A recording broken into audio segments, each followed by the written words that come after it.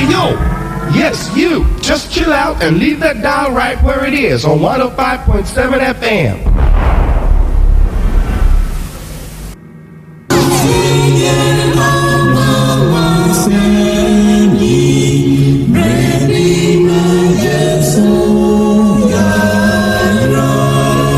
Encheche bebre na abawiase emun ye won na yemfa nti na Church of Christ e de Bible nhwemu dwumadie ebrewo meme da biara nonum ekosi no nsia anopa ye 5 to 6 am ewo Radio Universe 105.7 bonya mo kwan nwafre ewo dwumadie ne so na obe hu no kure no na no kure no amaya de hye Church of Christ yaji Accra manyakopon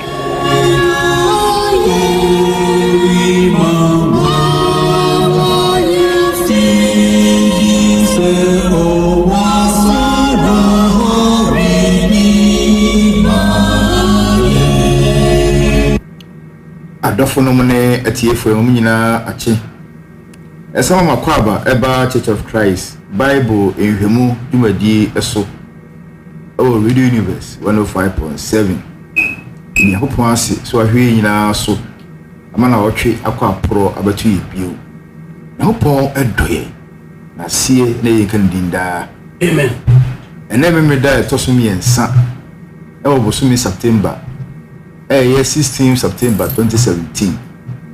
I hope one day until do a shed of a film. Say, I won't summon when a chair quine, no summon, a latching, okra, and young quadie. Mohon at the saying, the hope one see a sunshine with you. Church of Christ and our Sabawa Kwamui. And my dear to thee say, Bible in Hemu, you may dear about one chain, maybe dear Biara. Nonum ekosi no nsia amapa Radio Universe 105.7 muntie ya nwanwa asemi emre bi yenso ya anyira Yesu fre ne soro anunyam bai obeto yen abodin hwan no je ye frida yiramu hwan senya meba e wase nua no so eden na oye owuma o hin afi gidi se o so ho bi maye nti se de bia ye no ye wonu mmira so te no nyina ba hwe Bible no ne sayo no Bible no ba kyerɛkyerɛ ye be hu no kure no amaye ade hye ye gina Petro hu edi kan ti enai yibudu ba akoso de dwumadie ebrew aye ka se so bi ka asɛm a manen ka na sinya hopon asɛm so bi so sumo a manen sum se firi ahode ahopon de mam no na mesu so ahye hopon anunyam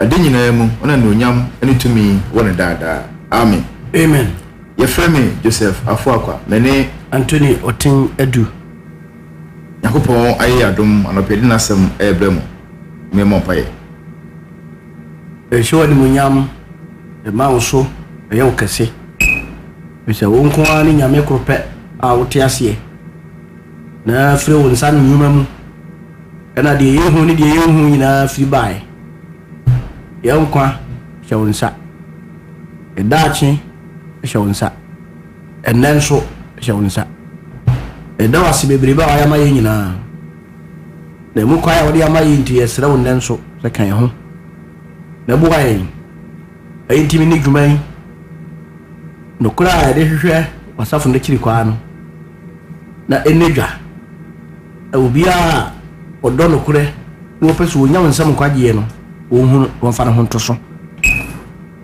itu atiefo nyina akoma hya wonsa kebuwa wonte ase na dum wo de hia wo nyina na ye nyina fa ho baako ntie wo Nyankopon wasem na awie na aye nkwagie aye ne na asenka odin udoba Yesu ade no ma yenti amen amen yesama makwaba bio eba Church of Christ Bible enhwemu dwumadie eso Radio Universe 105.7 cho ahoma ito ho ene ahoma enu di dwuma ene dai tine be ye bibia no so binyam kwan na wafre 0248 70 56 29 0248 70 56 29 evia unyam kwan emfre na pese o tesi bi bazo so a obetimi atese afa ahoma mesade ama we so WhatsApp ahoma obetimi a WhatsApp ye 0506 42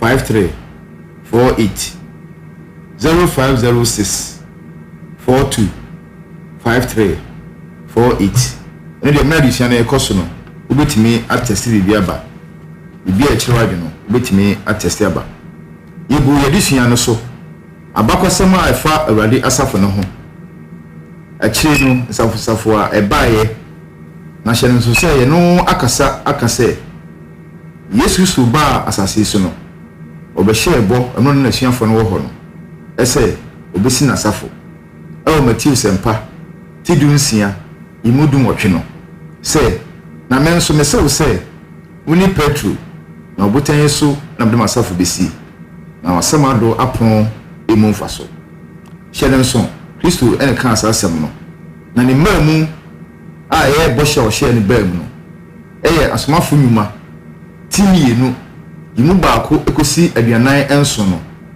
Acts chapter 2 verses 1 to 47 no ni mamu ebai so here yimu aduanan baako no a ɛyɛ asomafo nnwuma timienu no a ɔse ɛna wɔn ɔde fɛw gye asɛm ma ɔbɔ wɔn su na danora ɔde akra bɛyɛ mpimsa ɛbɛka wɔn ho ɛyampa Kristo asɛm a ɔka so besi na safo no ɛbaa mu yimu aduanan nso no ɛyɛ Acts chapter 2 no ɔse na Onyankopɔn ayɛ na ɔwɔ nyam ɔman no nyinaa anim na wɔde wɔn wɔdwe wɔn kwa no ka asafo no ho daa wikyɛ sɛ Kristo wɔde ne bɔhyɛ so ɛno na yɛ kyerɛ wo sɛ ɛno akyi no ɛyɛ Kristo na asafo no a yɛ Church of Christ na akyi no nsafo ɛbaeɛ ɛno nso yɛtoa so opani mu akɔ aba ɛgya ne mpom te sɛn ɔyɛdawoma Yankopɔn ase ɛna tiefo ayɛ krado ɛno nso asafo bɛn a Kristo asafo no akyi no ɛbaeɛ a yɛbɛka ho asɛm yɛde ka asua dada sɛ twerɛ kronkron akyiri no asɔre ahodoɔ piepie a na nso ɛnyɛ Onyankopɔn ne pɛ ɛno no afei sɛ no ama Awurade Yesu Kristo ayɛ ho adwuma bɔ ho mpa yɛatoɔ sɛ nasafo no a no wɔde ba wɔ Baabolo mu no deɛ wɔn ntena agyidifoɔ no ntena biako yam dɛ mpaapaemu bi ama wɔ mu ama wiase ahunu sɛ ɛyɛ agya no na soma Kristo no agya no wɔ ba no mu wɔde twe pata twe wiase ɛfa no ho ɛwei na nipa bebree antimi anhyɛ no nso ɛni soɔ ɛde bɛsi ɛnɛ na ama asɔre ahodoɔ a ɛfa kɛseɛ no anyɛ nokorɛ ɛtu asite na abaakɔ asɛm no da hɔ no ɛna ɛkyerɛ ɛno nso na dodoɔ nso yɛnim nti ne yɛafa no sɛ saa dɛte yɛde a yɛakyerɛ twerɛ kronkron no mu no asafo no awie no yɛbɛhwɛ Baabolo no akyiri nsɛm osisi yɛ nnɛ kɔfa a asɔre ahodoɔ epiepie a de besi nnɛ saa na di so a ɛkɔ ɛkyerɛ sɛ Awurade asɛm no ewi ase ama no anyɛ dwuma yɛbakasɛm no deɛ ɛda hɔ ɛne nti yɛhunu sɛ ɛberɛ a asafo no baeɛ no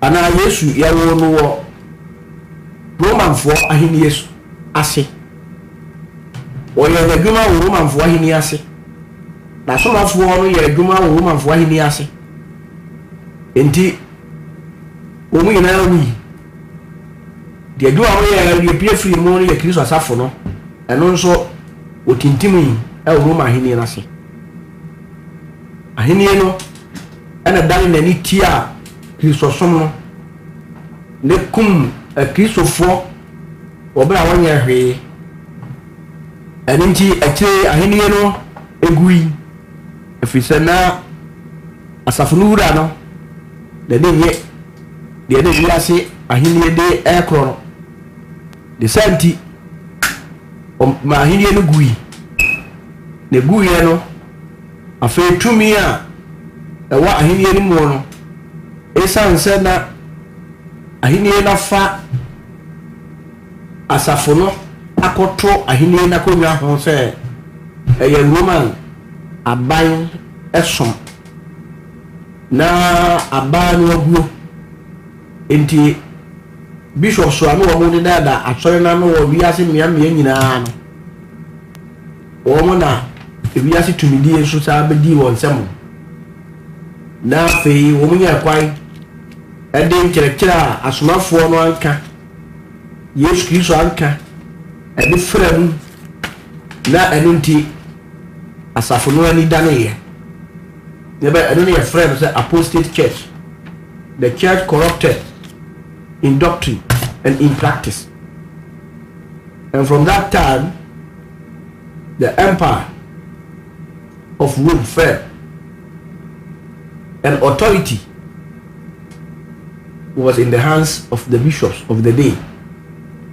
And you know, bishop of no na free mu di apre yes we ye be free me pope o we ye be him say sa and the course sa inti afi ko dulu ba bia no na enipa ani bia ba adisua tumpon amani pa to make kai ehunu twara se no mu nsɛmti o mo sori tia bishop of wa ne o ha o mo dan o pope no na fe o de twara konkon no o gina twara konkon no so kasai sɛ de be ya enipa be hunu twara se mo sɛ de esitie ti ba sa no na kyerɛ sɛ kristosom no yɛ ka kristosom a ɛne sɛ yɛ bɛ kyerɛ wo de pope aka catechism na yɛ nya bible emu apam foforo mu kyerɛ no asomafo kyerɛ ne Yesu kyerɛ ne mmom pope kyerɛ wo de ama Roma asɔre no ɛno ne yɛ de kyerɛ sɛ wo yɛ kristoni ana sɛ wo nyɛ kristoni ndi nipa ni firi yɛ no ɛna ɔmo ɛyɛ sɛ dabi yɛ bɛ kɔtɔ sɛm no mu ya ko hwehwɛ nokora eno ti nokora hwehwɛ mu no eno ko mu sɛ dabi Kristo Yesu de na safo bi si hɔ a ɛho ne ma nyinaa wapam foro mu eno ene di kai kora ansa na Romanfoɔ ewiase asɔre no ɛba ɛnti wo mo yɛ nsa na tie de a ɔne nokora bɛyɛ adwuma tie bɛyɛ ntɔkwa ɛwɔ Roman Catholic sɔfoɔ mpanimfoɔ ɛne wɔn a wɔn nam twerɛ kronkron no so hwehwɛ ɔkwan foforɔ so bɛhu sɛdeɛ Kristo hyehyɛ n'asafo no de saa bere no ɛna ɛfrɛ no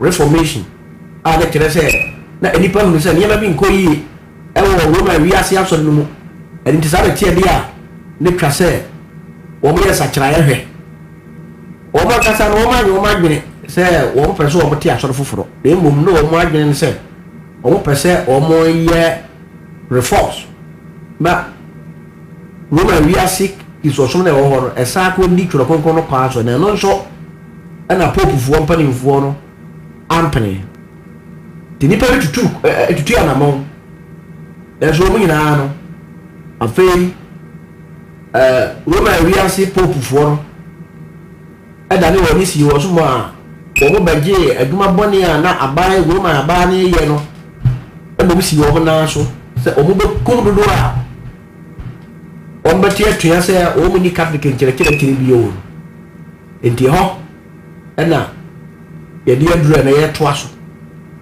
na deɛ yɛtoa so ne sɛ saa ebum bɔ wɔ ese no a ɛbaa no na ɛnsi bila kopɛ ɔnyɛ baako foɔ nso mmea bebree ɛna ɛkɔɔ soɔ ti nipakuo bi a wɔn wɔ France mɛm wɔn na yɛ wɔn adwene sɛ wɔn ɛbɛfa twerɛ kronkron no na wɔn ahwehwɛ mu na wɔn ayɛ yi nti wɔn wɔ southern France ɛna afei northern Spain deɛ si wɔn nie borɔfo no ɛbɛka no sɛ they preach against the immoralities of the Catholic priesthood, pilgrimages, worship of saints and images. And convoy I can catch what some go hunu no kora ho apafoforo som no mu no afi wo nya mesem no na ekasetia wo ma wiase aso no mu asofo dwuma kwai wo fa so yo no akwantu ya sese obia etu kwai ko hum afi bia no ero so wo mo kasetia afi nipa ayewu ya wo mo frɛ wo mo ahotefo a yeyi ayo mo honini ni yasom ana yasom fa wo mo so no eno so kaseti ya se eno eni tworo konkro mu konkro no nkasa eni ahoni ahodo they completely rejected the clergy and its claims, opposed the claims of the Church of Rome, and made use of the scriptures. And to amo tia asofu juma wo Roma we asia so no mu no ene dia asore keka nyina ni dia ejaya ifiri Rome ba anyina no mo ye necessity tia dia o ni tro konkron le ba ya juma asem bia ni tro sem mo ya dia on fa. They led self-denying lives and had great deal for moral purity. Womo the only I say womo hwe se de brabone honam awura atonu mu a womo de Roman kira no ba tonchen asofo abrabonye no womo hua womo ankasa be pa wo hoki no mo to ho asi ho no mo ama brapa ne brakron enti by 1167 they embraced possibly a majority of population of southern France. Enti afe apemino have you seen so mo ne na ni pa do draw you to follow do France and afo from no edi akire eko efie apem ahanu no by 12 very numerous in North Italy. Also no na Italy tifim so na ni wo do so papa. A bloody war of extermination followed. And wachi onwuru sa no entokwa mo ya hwelu ntokwa ene ba ya enya hwe the deity ena wo mo say mo ni dia pope a kire so de mo be fa bible na mo ya kire nkofo a gofo di mo kire e di pope wo ho wi sabri ni mo no de wo tumi e de isaye e ko kase e wo mo so enti dan gofo ana ne frɛ allegiances won omu so awo so akokase na de ko ba an se wo mu free na ebi nsi wa bakwase muda wo mu free krom ekokrom krom bia wo mu tua na mo egbowura ho mo a mo se mo be mo de tro konkron no na ba ya duma na emum mo ni popu kire a wo man kan de kefo de ya baso no ye kumwon free krom ekokrom emfa ho ni enfi awadi enkwada brantia brewa ubia omira edo mo fry in 1229 the Inquisition was established, and within 100 years the Albigenses were utterly rooted out. Enti the combine edu base enfi apem ahanu ni aduonu kron emu na yetu dan krofo nyina se yakumo mo ma anamo anu mutuo no etwotwa aropa ho a obama ni so afa no wado eno so France anafo ana Italy atifin wo mo atifin omo so no omo ni amante se Albigenses omo di kan na abranti eri afa Peter Wado na oye before they know the nshamba wiase edwadi lands hona no ene guma na oyɛ sɛ ɔbɛyɛ no kora no wadi akiri no hu sɛ som a ɛwɔ saa abrɛ no ɛmoa nti ɔtɔn no yapadeɛ bi ɛna afei wɔde bi kyekyɛ ma ahiafoɔ ɛna wɔsɔ asɛnka mu sɛ ɔbɛka kyerɛ kronkron no korɛ he gave his property to the poor and went about preaching. He denied the exclusive right of the clergy to teach the gospel. Sabi no no when you so for when you go to church in Nyamesam when you Roman we are see actually no mu so for when you go to kuta Bible Peter Wabu kaseti ya afei wɔkyerɛ sɛ maase mpaebɔ a ne yɛbɔ ɛma awufoɔ ɛne nkyerɛkyerɛ a ɛfa mfemfemya ɛkorɔ ho a ɛyɛ catholic nkyerɛkyerɛ ɛno ne nyinaa wɔnam twerɛ kronkron no so ɛkasa ma nipa te aseɛ sɛ tumi a ɛsɛ sɛ di nipa soɔ na ɛbɛtumi agye wɔn mo nkwa no ɛyɛ twerɛ kronkron no ɛno na ɛnyɛ gidie ɛne nkwa sudifoɔ asɛm ɛnyɛ onipa biara. Their preaching kindled a great desire among the people to read the Bible. And to our church, a Kenyan nipa bebrebe ma afei wo mu yɛ ani gye saa te deɛ ne na Bible mo yɛn ka no ɛfiri sɛ na nipa dwene yɛ yɛ firi so. They were gradually repressed by the Inquisition except the Upper Valley southwest of Turin. Wɔn nso yɛ ka wɔ hyɛm saa ɛkoya tuaseɛ adenti ɛna wɔn fa twerɛsɛm no na wɔn nso wɔn akyerɛkyerɛ nkɔmfoɔ nti wɔn yɛ da yɛ bibi a mɛka sɛ te sɛ tribunal ɛna wɔn di saa adwuma no wɔn tu wɔn ase mare kakra bi wɔn aka ne deɛ wɔn wɔ hɔ ɛnne mpo nanso wɔn na egyina hɔ yɛ atuatefoɔ sɛ asɔre yɛ di ka tee wɔn ho atua a wɔn da so ɛte aseɛ ɛno akyi ɛyɛ si maa mu nso deɛ kɔɔ soɔ ɛni ɔbɛrɛ bi yɛfrɛ no John Wycliffe a na ɔyɛ professor okudini ɔnwomasua mu wɔ Oxford ɔno nso ɔka nyamesɛm kinka atwerɛsɛm na afɔ bɛhunu sɛ no nokora bi yɛ so yɛ kata nti ɔno nso to ne ho sii hɔ ɛna ɔkasa ti a sɛ honhom fam no ɛnneɛma bi kɔ fam na ɛkɔ a ɛkɔ fam no ne sɛ asɔfoɔ bi ɛde pope tumi ne nneɛma ɛna ɛsɛ kristosom saa abiri no mu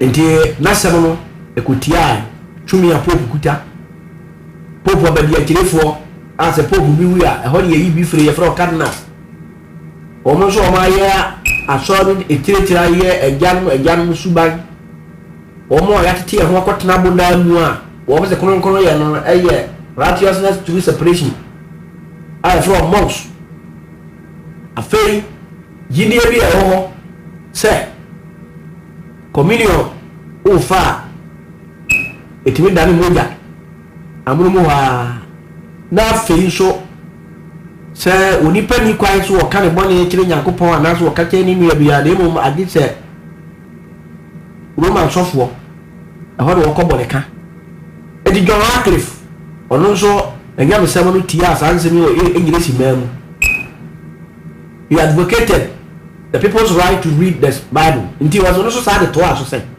onipa biara wɔ ho kwan so ɔno ankasa akenka atwerɛsɛm no wɔde pere ne nkwa de atwa toa no sɛ he translated the Bible into English language deɛ ɔtumi de ne nwoma sua yɛɛ ɛboa nkwagyeɛ no sɛ ɔtumi ho no firi Bible no mu sɛ ɛhɔ na nkwa wɔ nti ɛsɛ obi atumi kaa bi nti ɔno na ɔkyerɛ Bible no ase kasa no ase ne rumu no ase no de ba brofo kasem sɛ de bɛyɛ a ne manfoɔ nso ebetumi akenkan adinti Roman ewiase asɔre no a na ɛwɔ nyɛ si fam hɔ ehunu no nti wɔn yi inquisition no asotire tribunal na yɛahyehyɛ sɛ ɛne wɔn a ɛte atua firi catechism kyerɛkyerɛ ho no ɛnie no wɔn hwehwɛ mu a pɛ na kyerɛ kwaya ɛne n'akyidifoɔ. So his followers were called Lolas. Edina ne different akyidifoɔ ne Lolas. Na de wurachi ɛna mu sɛ ahana na wɔwɔ. Na so mu no na kɛse wɔ dada koraa me asie no. And so then after his death, his remains were exhumed, burnt, and the ashes spread in the river to be washed away with his doctrine. Papa ya say was one kura area fan. Do not what die no a one man nipa hu tro konkon akin kai wo enyi sika semu no. One kura ya beto aso. Enti won ko tu na dan kasa, den kasa e hye no. Wo be den so no petepete asukasi a ɛda enyi si ba mu won mu. Sam franko wo mo kan sɛ sɛdeɛ enjuo no so no kɔ no. Sara enso na John Wycliffe nkyerɛkyerɛ ɛne ne dwuma a wadie no ɛno nso ɛtwam na ɛma Catholic nkyerɛkyerɛ no wɔ ɔman no mu no ɛnyina hɔ saa ɛno pa ho a ɔbaako so yɛfrɛ no John Hus nso yɛ university a ɔwɔ Prague Bohemia ɛmu kyerɛkyerɛ ni ɔno nso wɔyɛ ɔte Wycliffe nkyerɛkyerɛ no wɔkin ka kyerɛ kronkron no wɔ borɔfo mu ne adeɛ ohunu sɛ deɛ sitie no. He became a fearless preacher, attacked the vices of the Catholic clergy and corruption of the church. Ɔde akokoduro ɛna bɛka nyamesɛm na ɔkasa tia kwaya na asɔfoɔ ɛne asɔre mpanimfoɔ nam so ɛde asɔre ɛkorɔ with impassioned vehemence condemned the sale of indulgences and rejected purgatory. Ɔde akokoduro ɛkasa tia nkrataa huna ne yɛtɔn ɛma nipa sɛ ɛno na ɛyɛ bɔnifafiri ano aduro no ɔkasa tia afei nkyerɛkyerɛ bi a na ɛwɔ hɔ sɛ onipa nsɛkyerɛ anadwene no wɔwu a n'abusuafoɔ tumi tue sika ma wɔkɔ mfimfimia baabi ne yɛyi ne firi hɔ de ne bɔ ɔsoro ahemmaa mu ne nyinaa na ɛwɔ nkyerɛkyerɛ no mu kasa tia ɔno nso de toa so sɛ yɛbɛsom ahoteefoɔ sɛ obi a wɔwuo wɔyɛ kristoni ebi ne yɛpono no akonnwa sɛ wɔyɛ hotiini ne nyinaa ne twerɛ kronkron nanso na ɔmosom ahoteefoɔ som Saint Mary, Saint Anthony, Saint Andrews, Saint Louis, Saint Wanwadi saa ne manema ne nyinaa no ɛni twerɛ kronkron no mu saa yɛka sɛ ɔhotiini a na ɔhotiini ne obi a ɛdi kristo mogya na te ne ho kristoni a wɔte ase afei ɔkasa tia worship in a foreign language adentina ɛsɛ sɛ metimi kuro mu na mede obi maa so kasa nko ara na ɛyɛ som ɛno nti ɛno ɔkasa tia he exalted the scripture above the dogma and ordinances of apostate church enti wɔma kronkron no so ɛma ne yɛ kɛseɛ ɛkyɛn asɔre mmra ɛne asɔre hyehyɛ yɛ asɔ mpanimfoɔ ahyehyɛ ɛde agu asɔre mu saa berɛ ɛfisɛ saa berɛ mu asɔre no na ɛnante ɛni twerɛ asɛm no apam foforɔ kɔ asɔ ɛnka Yesu nkyerɛkyerɛ ho wɔmɛhɛ baabu no ma na wɔkɔpa asɛm bi a Yesu kaa yɛ no wɔde abɛtufoɔ nti wɔde tufo wie a na wato baabu no mu de ato hɔ no mu na afei deɛ aka no yɛ dogma ɛne creed ɛne nneɛma a atɔfoɔ mpanimfoɔ popefoɔ ahyehyɛ. He was burnt alive at stake, and his followers, a large part of the Bohemian population, were almost extirpated by a crusade ordered by the Pope. And the Pope was a no was she. And my channel and the monoso. And the king for the answer. Ye kumfakasianwa. Oh, I know where we are for. Umira, you move free ho. And yet I buy the name Pope no horse abreno. When your mini pan. When the cast are salmon. And my ye two ye she be no massy. Set the identity as a mother to a conqueror. Noah, young person will be a TBN. More money a duma. Now we tell the pan of crack. That was more premo. It was more man was she won't answer. Alpha 1517. A honor reformation no I can. Such a mono. A whole apocasia and Julie Hinipa. Doja. A nipa become more ding down. A nipa who true and among Sanka, Ombayan see and war. Woman, we are actually no and near my woman and nature of corn. Or what me a catch was a woman who couldn't use Cacrentino. Come on, yet such a and so. Both of woman and ye. Actually, I have brought here back a man who saw Jama man. And dear friend, Martin Luther. So much of the Reformation began in Germany. It is such a more. And a Montreal Bumbono, a chassis of Jama group. The matter that started the Reformation was this. The church was selling letters of forgiveness. These are called indulgences. And some of a bumbono near Triatia, a free Roma, a told by any. Women can't say, Chris was suffering about. They say, I've done it, you have begun a branch, I fell Roman Catholic.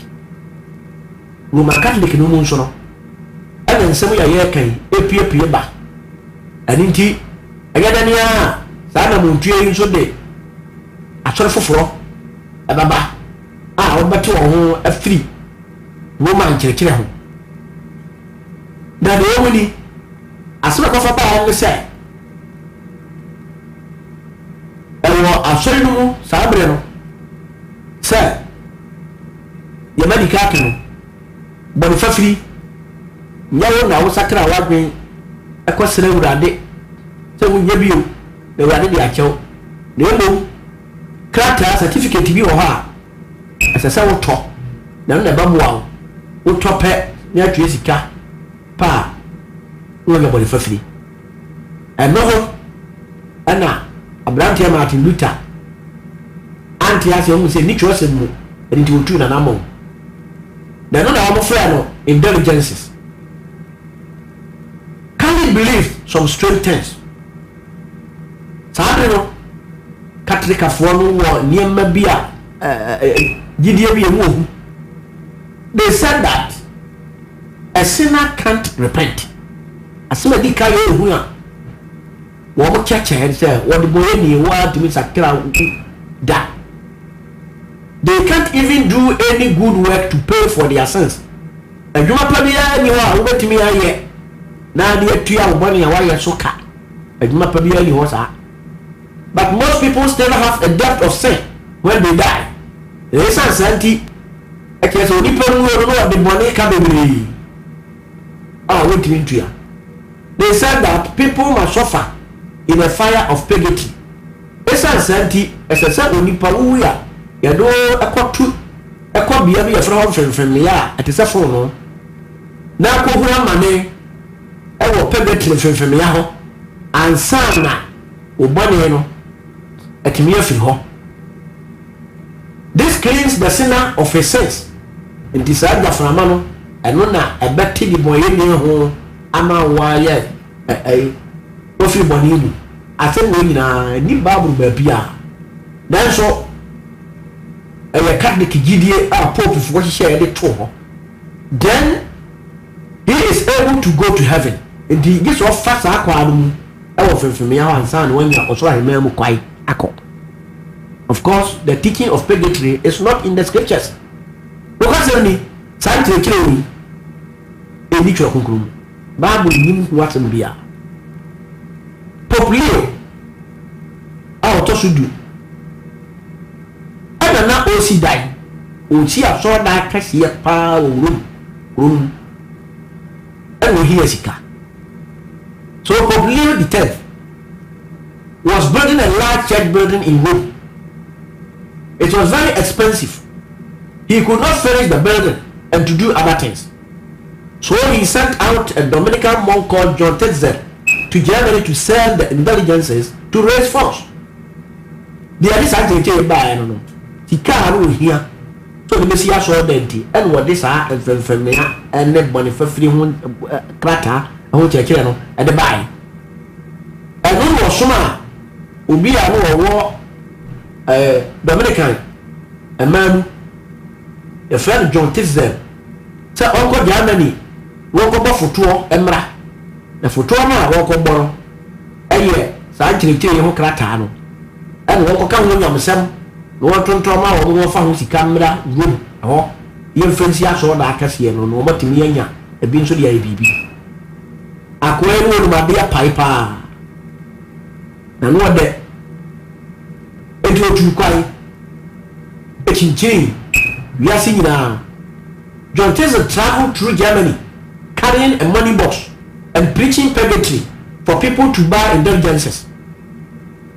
John Tetzel otukwai a okuta sika naka na afei na nyame sɛ so awo ka no nyɛ nipa nsakira na adwen na ɔnwe nyame akiri kwai dabi na emo beto krata a ababuawo ama oboni afiri hɔ. However, Tetzel was in the same district with another monk whose name was Martin Luther. Sahabre no na Martin Luther so e ka wa so fu ma no o mankari ka so mu a odon so woni ni na wo potamo ba ko odin ya guma a woni no free afe 1483 equals 1546 na Martin Luther ofiri ne kwada abrem ana wa pese obedi fo ewo bone ho Nyankopon adim. As a young man, Luther was has taught much about his sins.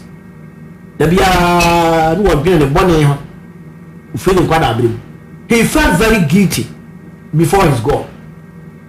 Yeah, that was a full blow. I was not giving him. For being a young couple, being a brother, I wanted to try. Suddenly, I won't even know your conclusion. Essentially, yeah, or can't as of Leo Roman Mutino. When he was so taking care to it, he became a priest. By a trade, or by a software. Na okura abodanya o de tie wo ho etena ba bi sua asofuduma ewo woman karike no mu sabre. He was looking for peace with God.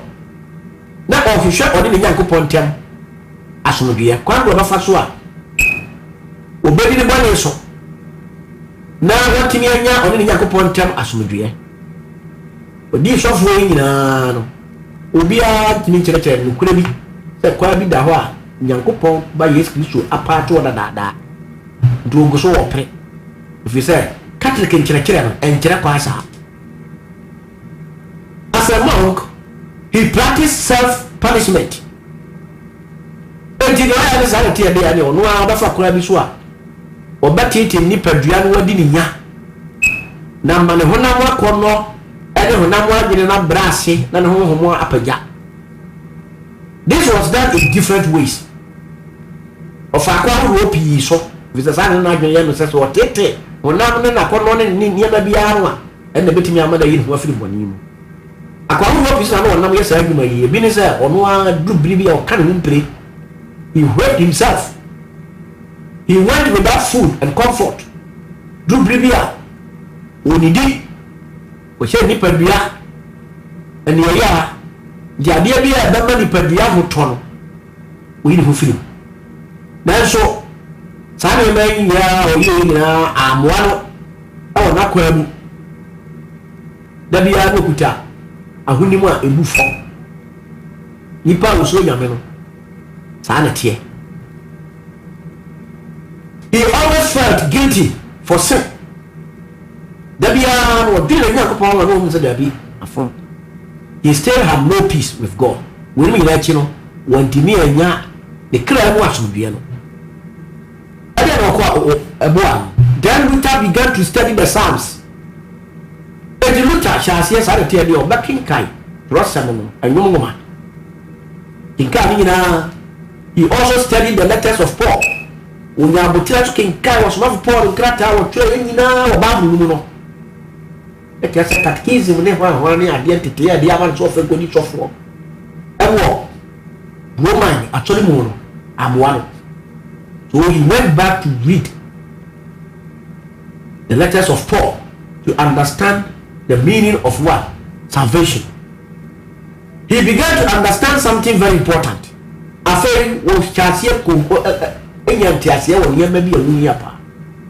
Luther learned that Jesus had paid for sins.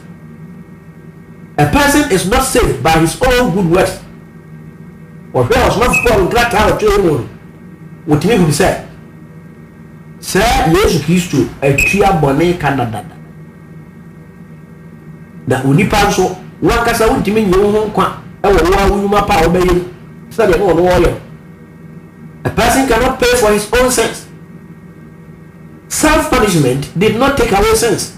Oh, sir, I will take tea and one woman near the bit me. Sir, 1 year free home.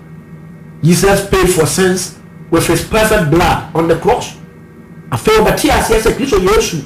Say what tear or the moja a pen a tear bonnet so kawa send so that. Now God gives forgiveness as a free gift. Enti say we can go point the body for free men nipa say a chadie keke. And Luther ebehu God does this when someone has faith in Jesus. So we say when you put the sakedi ma wo bra onipa da sane enya gidie ewo Kristo Yesu. The Luther etimi discover no. So in 1511 Luther visited Rome.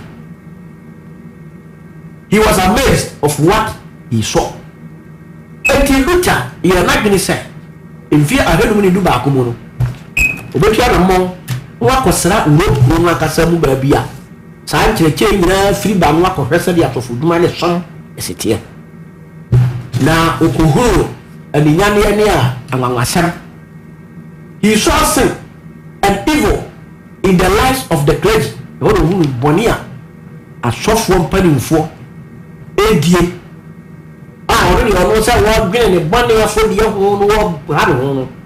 Juma sɛ wɔ mo edie eni. Actually ɔbɛyɛ kyerɛkyerɛ ni ɛwɔ university kuni ɛwɔ Wittenberg ɛhɔ. He taught in the university at Wittenberg, Germany. John Tisdale entered Germany in 1517 to sell indulgences. A very akwai was so wato boni fa free craft ya one kan yam sem papa bi ya pope na asoma no en na nim hwere asabra ha Martin Luther pa. So this disturbed Martin Luther very much. Well, at the other hand, they were selling the forgiveness of God for money. We are coupon about the free no a awurade Kristo abemu atua ka wo so la nyame de ma wo mo bagi Yesu adie kwa no akoi wo mo ton di sika. But Christ had already paid the price for forgiveness. Then so awurade Yesu Kristo no atua ka dada de etu na so bagi wo sika. This made Luther write 95 theses. A thesis is ideas that can be argued about. Martin Luther Transi were draw and support a drop enum thesis no aye nimdia wanya afanya mesam ho nso sam ne Bible mu nsam maako a o pese one Roman Catholic emu pope fo nyina beni ho ano baabaye. The thesis condemned the sale of indulgences. Then some a drocon in a munchaki ni hoya no. A cassetia and clatter, but for clatter or motor, a disicano.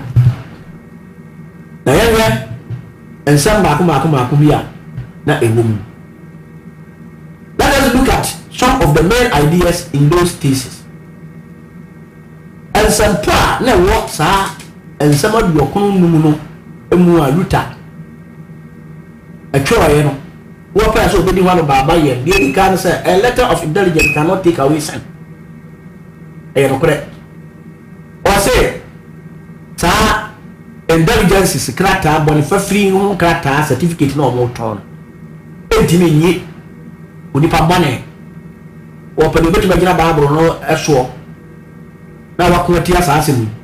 This is because forgiveness of sin is in the house of God. If you say, oh, I need to go for you, Anna, Bonfafino, or a demand. 2. A letter of indulgence cannot take away punishment. So, Nipa, why a banana to Yakupon or Batuasua? Sir, indulgence cratano, and not 20 minutes worshiping finger mensa. This is because punishment is in the hands of God. Point number 3. A letter of indulgence cannot help the soul in purgatory. It is a purgatory from here because of one more. Crata, we are trying to say, why is it carrying to me? Could maybe you will be free purgatory. Then some of 9, I cut to our last moon said, Christians who truly repent has forgiveness. A Christian of war, a Nipa woman structure and Kuremuno, a Radimao, Bonifafini. He does not need a letter of indulgences. Oh, here, Krata, Biafi Ubiao. Luther nailed the 95 theses on the church door at Wittenberg. Indeed, Luther, and the Sanson way our cultural echo family. I saw that Roman started by Kikasi or Wittenberg, you know, Napunya, and no. This was on October 31st, 1517. Luther's friends copied these ideas. They sent them all over Germany. If you look at one for no one, every same way as a cassia, a year and a barbarian cassia, the non for no to acquire the copy and sending around almost they retain Yama Gruniam. And then we have a problem with this year. Near the Luther, the Oya, Sansa Barbarian, what you have to put before Roma told me that we are saying, I saw you when so I won't be and a Barbaye. Then no, and a fay, a gift dinner, a fair we are singing Martino, actually, a chassis. It is young with your twat so Yamipa, now what you are away anymore. Yankopon come on. They won't pass it. But we are chilling. Actually, a PPE. They be a PPE in also a Bacasem. The whole be year. Say a macaron. Will be my interest in Tilia. Actually, I will call her. I can see a free baby. And he has a sour tear. Now, what to me who no crime what your home say a sonko. Will me a Bible to kill some. Actually, no such a teacher as yet. Young Bocron. Who the other train? Cheer, they tell me a couple of sermon. Not so any quarter of Hong actually, Name. No, yeah, to a Hong Kong quattro, as my friend Telekin gives you to let me am well. And then power because I say, dear, of often, not until like this on Telekin Mono, winning Yankopon, any Christian cry. When Yankopon come, woman no crano, woman who have been mentioning Tiano Crano, now they are to a crown. I don't count. Amen. Amen. In the hope of Edopiniasi, I have a Radio Universe 105.7, a Church of Christ, Bible in Humo, and Augustu Etie. Opene Antinotia do, and this answer way, a far abacosem, Rade Asafunimo, Lechino, Safo by a breu. Etibia be a humano, no mission to say, please too, I can say Obisina Safo, and pa Asafno a buy. And no hona, you know, Lucian say, Christo no asaf no echino, in Safonsa for a buyer, and a more dear a bin a 2 year, everywhere say, near a watch once in Umbidiachi, every Sian Sakan no pay. Wait me after here 0248 70 5629 0248 70 5629. I am one with me, afraid. Hello. Good morning. Morning, but your phone saying now, okay, Safifa. Evening, Myra Otis. Mo JB mo asem ko.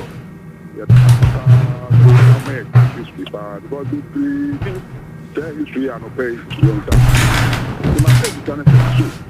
and some stuff were Abbey. Oh, history. You said you tell Christ the old history and Okay. I didn't come. Yo, and that's so afraid. You go so. Wait me afraid. Say JB beside no. Say in Safusa so aka no. Almost wo abakwasam bisa na. Okay. Omu nyina wo bi. Na ebehwa se ya firi we mu. Okay. We no de abakwasam na sutene no no. Afa na obi a de ebe branch. Akosi ni de yeso.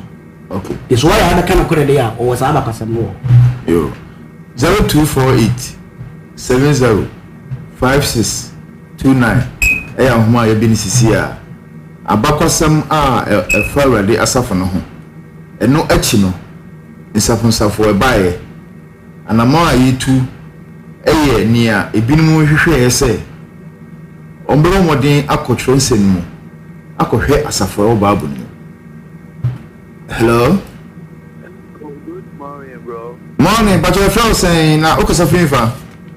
But you because if you are crying tire from Abet mansem nko. Bro, but don't me be say we empire ben obeku a Christopher bebre. Obi say empire ben e ba obeku a Christopher bebre. But you bro. Yo.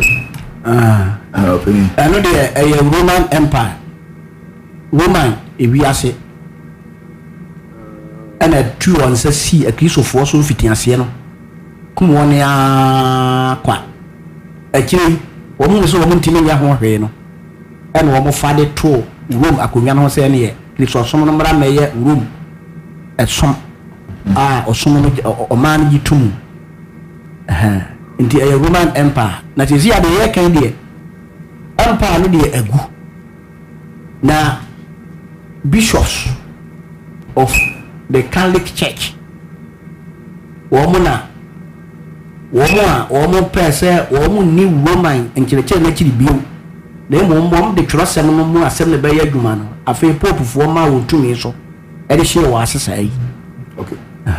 Yo that's abet sɛ no pini aka no obetumi de ato so yego so obɛfrɛ 0248 70 5629 ɛyɛ homa ya bie Awurade asafo no akyi anamɔ wɔ ebinom tuyɛ ɛhwɛ sɛ nia baabi a wɔwɔ no ɛnyɛ nia Yakobɔn anaasɛ Kristo ɛkan no a ɔmukɔ ahohia bebree mu nti sɛ nnɛ yɛde dwumadie ato din sɛ Bible dwumu dwumadie ɛbrɛw a ɛho hia yi paa ɛsan sɛ yɛ pɛsɛpɛsɛ mu ne ɛho nia Yakobɔn ɛpɛ nti sɛ bi a wasɔre a wokɔ yɛabɔ din sɛ lepani kan no a ɛnhaw ɛmane nhaw onipa biara nkwagye ho hia. Hello. Good morning. Morning, but your friend saying now it's a free fan. Wait me, Akasa. Asa. Yeah, Akasa free new wizard.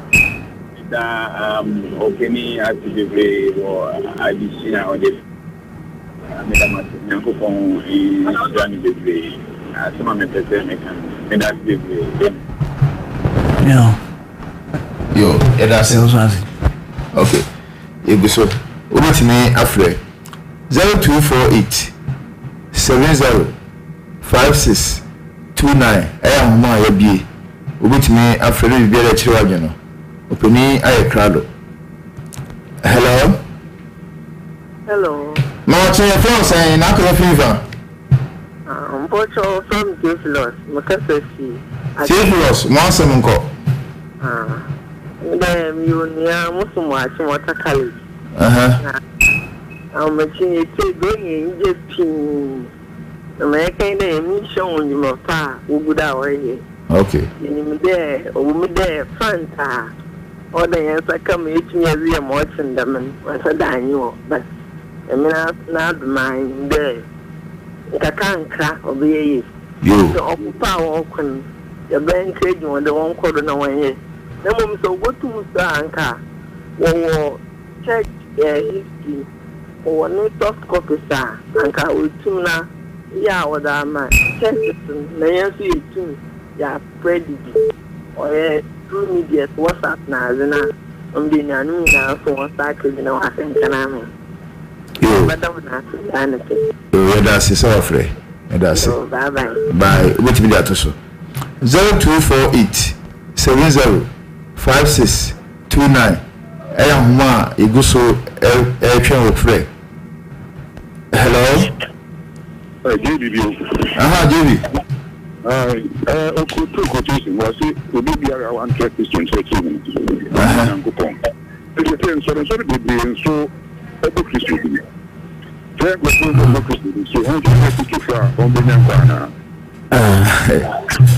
okay yo that's the Buriati ya mo Yesu Kristo bi fa nkwati obi asore ade ya se bi pati ase no ya de Yesu be Yesu asem e de ti Yesu Kristo asore ebi nipa bi ntimi nkofa Yesu be no fa nkwati o no ankasa na sore nfa dabi e na ba yo ya that's it with me after 0248 705629 ahaye Radio Universe 105.7 Church of Christ Bible ehwemu na ogusu etie jumade ba wonchen meme da biara nonum ekusi no usia anopa hello ma che fe say na okusa frifa but the family James the cafe program no James Wansom ko ya na me bisa am me no na edabe na ya omode konya nkopan ni se dabe na omode ko ho po anim se osoma na amaju okay you from man de e kan se inhiam edabia ibodi se ene enti bibia mu na o se timi hiam kristofo wonum eda ebi na awotwe kwa no eye Sunday kwasiaba first day of the week na o mo hia na o mo ye ene mabiti se wade didi no ntobuaye no saa ade no nti saa na etie okay hello Morning. But your first saying now something from honest kaka. Joshua from Achim. Joshua. Yes. More awesome go. I want to know about the Sabbath worship and Sunday worship. Okay. The appropriate day to worship. That's a question me na ya ntini. I'm saying I want to know about when the Roman Empire is broken. What day? We want to know when the Roman Empire fell. In terms of worship. Worship? Yes, worship. Is it Sabbath? What is Sabbath? Your line is too faint. I can't get the message. How the Roman Empire worship? Is that what you was asking about? No, I'm talking about days of worship. Is it Sunday? Is it Saturday? I don't get it.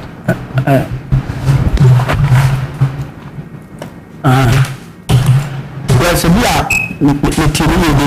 wants to know the worship of the Roman Empire. The Roman said Roman Empire means a political structure.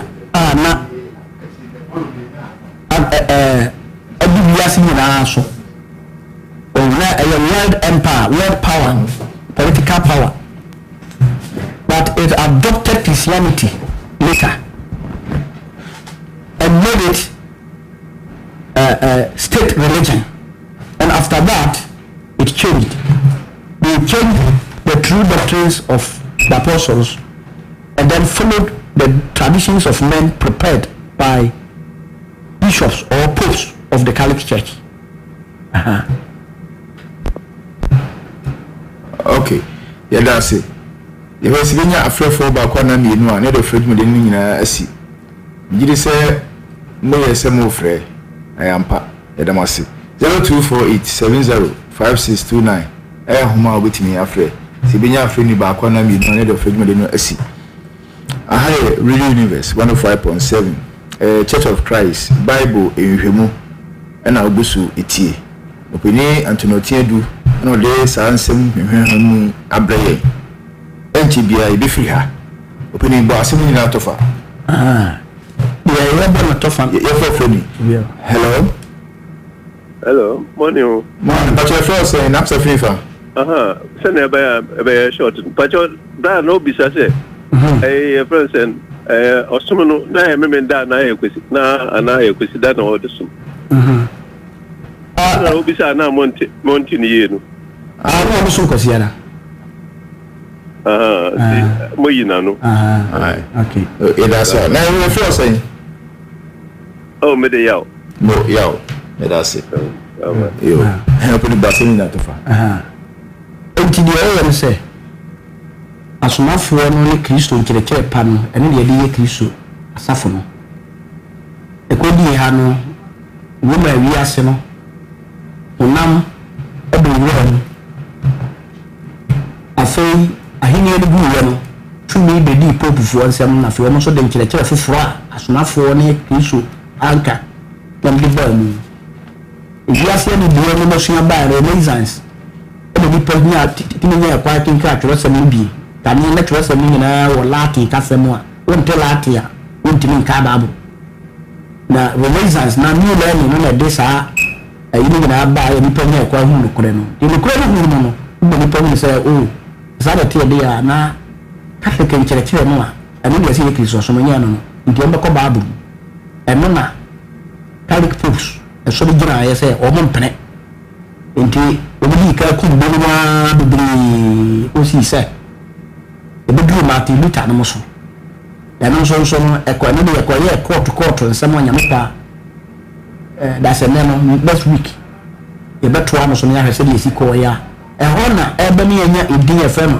Protestants yo de nyame pa yo next week yo yɛda opinion ase Bible enhwemu dwumadie Ensan Church of Christ ɛwɔ Kwame Nkrumah Circle interchange no so ufiri Vodafone a obɛkan ɛdan ɛnan ne ɛtɔso enum no Ensan Church of Christ ana ufiri police depot a wani kyerɛ Kwame Nkrumah Circle no so a yɛfrɛ bus stop bi sɛ asɔredan ubɛhu Ensan Church of Christ wɔ hɔ wɔn na watua dwumadie a yɛdi nyinaa ho ka unim Church of Christ be a ben so a ubetimi asra Ensan Church of Christ na be mo hunia e ben wo na ono akosom ayadusua ubehye bio na wo twese nne nonum ekosi no nsia anopa 5 to 6 am Radio Universe 105.7 Church of Christ ema munyina achibio esam munity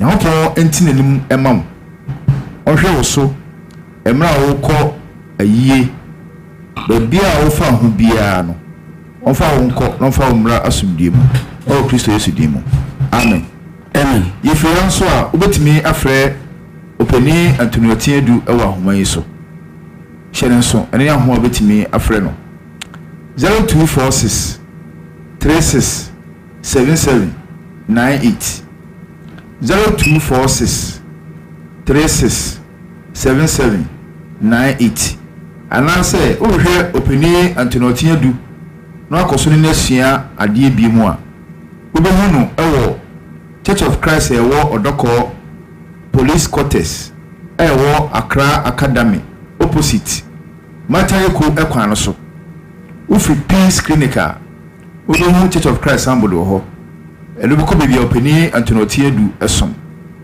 obetumi nso akọ Facebook akọhwe Church Radio edition ese nyina ida to so obetumi asan atie biem ana obetumi ne Church of Christ bibia ben wo akọye edition yebeda openi Antonio Tiedu ase ona jikopon asem ebreye sidu yebeda Patrick ase ona chichima fini fuma emaye ene atiefo nyina semo ye aso amanya kopon asem ye frame Joseph Afuakwa mena di ho chiame yebehye mu biu na wo kyese ne nko nhyira mu nyina amen